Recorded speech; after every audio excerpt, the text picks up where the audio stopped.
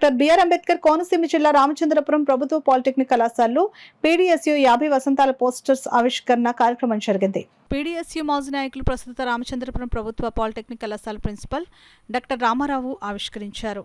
PDSU రాష్ట్ర సహాయ కార్యదర్శి బి సిద్ధు, అరుణోదయ సాంస్కృతిక సమాఖ్య రాష్ట్ర ప్రధాన కార్యదర్శి భీమశంకరం ఈ సందర్భంగా మాట్లాడుతూ 1974 అక్టోబర్లో ఏర్పడిన పీడీఎస్యూ 2024 అక్టోబర్ నాటికి 50 ఏళ్లు నిండిన సందర్భంగా దేశవ్యాప్తంగా విప్లవ విద్యార్థి ఉద్యమాల స్ఫూర్తిని గుర్తు చేసుకుంటూ భవిష్యత్తు ఉద్యమం కర్తవ్యాలను రూపొందించుకునే లక్ష్యంతో సభలు సమావేశాలు నిర్వహించాలని విద్యార్థి లోకానికి పిలుపునిచ్చారు.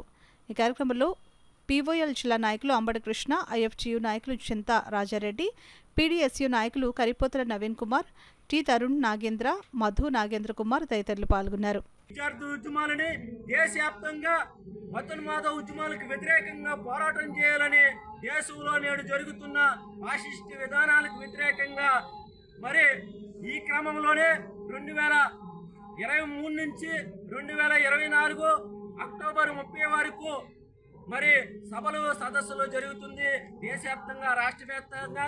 అందులో భాగంగా అక్టోబర్ 12వ తేదీన ఉస్మానియా యూనివర్సిటీలో మరి సభ జరుగుతుంది.